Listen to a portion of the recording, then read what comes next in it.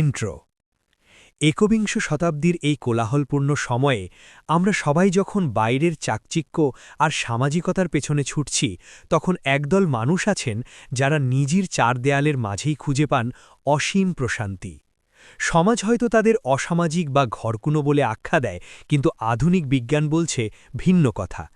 আপনি যদি ছুটির দিনে কোনো জমকালো পার্টিতে না গিয়ে নিজের বিছানায় বই পড়া বা নেটফ্লিক্সে সিনেমা দেখাকে বেশি গুরুত্ব দেন, তবে জেনে রাখুন আপনি একা নন। মনোবিজ্ঞানীদের মতে ঘরে থাকার এই ইচ্ছা কোনো সীমাবদ্ধতা নয়, বরং এটি আপনার অনন্য ব্যক্তিত্বের একটি শক্তিশালী দিক। মূল লেখা, মূল বিষয়বস্তু। যাদের আমরা ইংরেজিতে হোম বডি বলি, তাদের জগৎটা সাধারণের চেয়ে অনেক বেশি গভীর ও বৈচিত্র্যময়।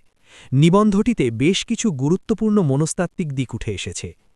একাকিত্ব বনাম নির্জনতা। অনেকেই নির্জনতাকে একাকিত্ব মনে করে ভুল করেন। একাকিত্ব হল মানুষের অভাববোধ করা, যা বেদনাদায়ক, আর নির্জনতা হল স্বেচ্ছায় নিজের সঙ্গ উপভোগ করা, যা মানুষকে শান্তি দেয়। হোমবডিরা এই নির্জনতাকেই উপভোগ করেন। রিচার্জ করার পদ্ধতি। বহির্মুখী মানুষরা অন্যদের সাথে মিশে শক্তি পান, কিন্তু যারা অন্তর্মুখী বা হোমবডি, তারা তাদের হারানো শক্তি ফিরে পান নিজের ব্যক্তিগত জায়গায়। রেস্টোরেটিভ নিশ।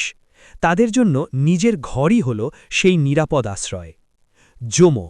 বর্তমান সময়ে ফোমো বা ফিয়ার অফ মিসিং আউট একটি বড় সমস্যা, কিন্তু হোমবডিরা পালন করেন জোমো, অর্থাৎ জয় অফ মিসিং আউট।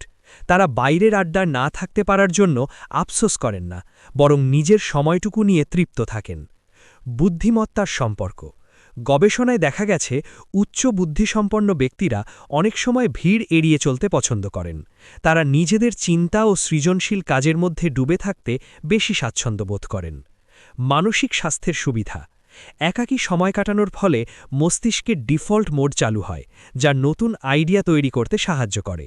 এতে আত্মসচেতনতা বাড়ে এবং সম্পর্কগুলোর গভীরতা বাড়ে, কারণ হোমবডিদের বন্ধুর সংখ্যা কম হলেও তাদের সাথে টান থাকে অত্যন্ত নিবিড়।